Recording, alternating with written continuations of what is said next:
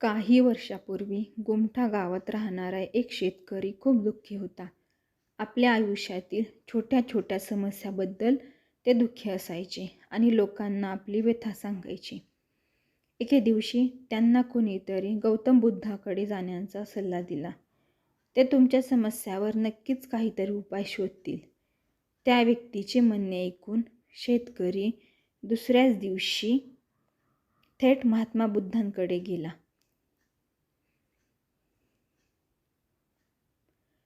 गौतम बुद्धांजवळ पोहोचून त्यांना वंदन केल्यानंतर त्यांनी सांगितले की मी एक शेतकरी आहे आणि मी शेती करून जगतो.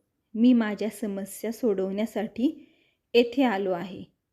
खरं तर कधी कधी आपलं पीक चांगलं येतं तर कधी अजिबात नसतं. हे मला खूप त्रास देते. असे सांगितल्यानंतर शेतकरी पुढे म्हणाला की मला पत्नी आहे आणि ती माझ्यावर खूप प्रेम करते.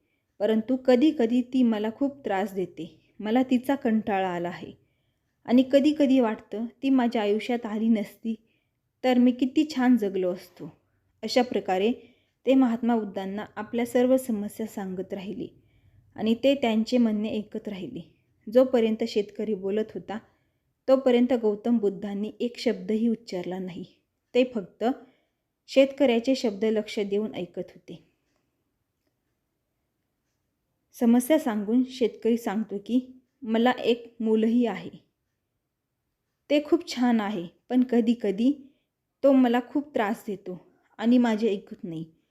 त्याच्या वागण्याने मला ते माझे मूल नाही असे वाटते. असे म्हणत शेतकरी आपल्या सर्व समस्या सांगून गेला. अशा प्रकारे शेतकऱ्याने गौतम बुद्धांना त्याच्या आयुष्यातील प्रत्येक गोष्ट सांगितली जी त्याला त्रासदायक आणि दुःखी करत होती. आता शेतकऱ्याकडे त्यांना सांगण्यासारखं काहीच उरलं नव्हतं आणि त्याचं मन अगदी हलकं झालं. महात्मा बुद्धांना सर्व काही सांगितल्यानंतर ते त्याच्याकडून आपल्या समस्यांचे निराकरण करण्याची अपेक्षा करत होते. बराच वेळ गौतम बुद्धांच्या उत्तराची वाट पाहिल्यानंतर शेतकरी अधीर झाला आणि त्याने महात्मा बुद्धांना मोठ्या आवाजात विचारले, माझ्या समस्याबद्दल तुम्ही काही बोलणार नाही का? तेव्हा गौतम बुद्ध म्हणाले, मी तुम्हाला कोणत्याही प्रकारे मदत करू शकत नाही. महात्मा बुद्धांकडून शेतकऱ्याला अशा उत्तराची अपेक्षा नव्हती. त्यांचे उत्तर ऐकून त्याला आश्चर्य वाटले. त्याचा आपल्या कानांवर विश्वास बसत नव्हता. त्याने भगवान बुद्धांना विचारले, तुम्ही काय बोलताय? तुम्ही माझे प्रश्न सोडवू शकत नाही का? मी ऐकले की तुम्ही सर्वांचे प्रश्न सोडवतात, मग माझे का नाही? महात्मा बुद्ध या विषयावर शेतकऱ्याला म्हणतात की तुमच्या जीवनातील अडचणी प्रत्येकाच्या जीवनात सारख्याच असतात.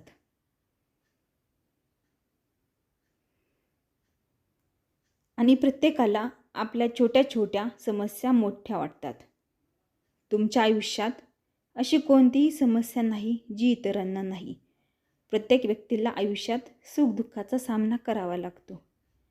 आपण कितीही प्रयत्न केला तरी आपल्या आयुष्यात सुख आणि दुःख दोन्ही येणारच. कधी आपलीच माणसं आपल्याला अनोळखी वाटतात तर कधी अनोळखी आपलीच वाटतात. प्रत्येकाचे जीवन अशा समस्यांनी वेढलेले आहे ज्यांचे कोणतेही समाधान नाही. एखाद्याच्या आयुष्यातून एक समस्या गेली तर दुसरी समस्या येते. अशा परिस्थितीत आज एक समस्या सोडवली तर उद्या दुसऱ्या समस्येला तोंड द्यावे लागेल.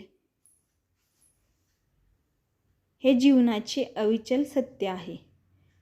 बुद्धांचे म्हणणे ऐकून शेतकऱ्याला राग येतो आणि तो त्यांना सांगतो की लोक तुम्हाला महात्मा म्हणतात. तुम्ही सर्वांचे प्रश्न सोडवता असे मी लोकांकडून ऐकले आहे, पण माझे प्रश्न सोडवण्याऐवजी तुम्ही मला बकवास सांगत आहात. मी तुमच्याकडे खूप आशेने आलो होतो,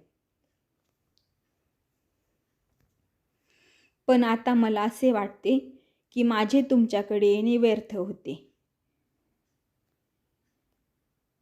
मी तुमच्याबद्दल जे काही ऐकले ते खोटे आहे, असे महात्मा बुद्धांना सांगून शेतकरी तिथून निघून जातो. म्हणूनच भगवान बुद्ध त्यांना म्हणतात की तुम्ही सांगितलेल्या समस्या मी सोडवू शकत नाही, परंतु मी तुमच्या इतर समस्या सोडवू शकतो. बुद्धांचे बोलणे ऐकून शेतकरी आश्चर्यचकित झाला आणि बुद्धांना म्हणतो की मी सांगितलेल्या समस्येशिवाय मला दुसरी कोणतीही समस्या नाही, आणि जरी मला असेल तर मला ते का माहीत नाही. बुद्ध त्यांना सांगतात की तुमची समस्या ही आहे की तुम्हाला तुमच्या जीवनात कोणत्याही प्रकारची समस्या नको आहे. आपल्याला कोणत्याही प्रकारचा त्रास होऊ नये असा विचार करणे इतर समस्यांचे कारण आहे. प्रत्येक व्यक्तीच्या जीवनात एक किंवा दुसऱ्या प्रकारची समस्या असते, हे तुम्ही स्वीकारले पाहिजे. आपण या जगातील सर्वात दुःखी व्यक्ती आहात असा विचार करणे थांबवा.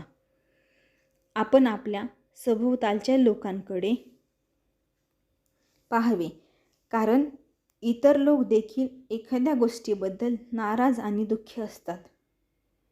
जीवनात सुख दुःख येतच राहतील, ते कोणीही बदलू शकत नाही. तुम्हाला फक्त दोन्ही परिस्थितीवर स्वतःवर नियंत्रण ठेवावे लागेल. यामुळे दुःखाचा प्रभाव तुमच्यावर फारसा पडणार नाही.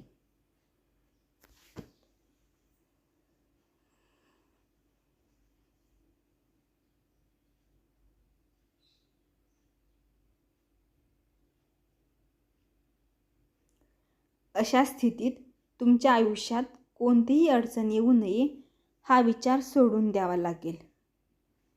तरच तुम्ही प्रत्येक समस्येला सहज तोंड देऊ शकाल.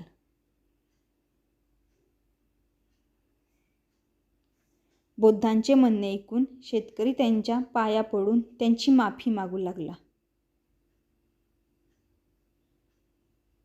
त्याला महात्मा बुद्ध काय सांगू पाहत होते ते समजले होते.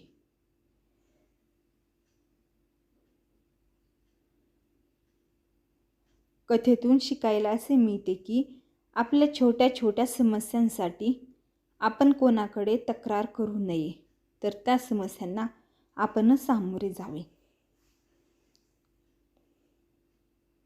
तर तुम्हाला ही कथा कशी वाटली ते मला कमेंट्स करून नक्की सांगा.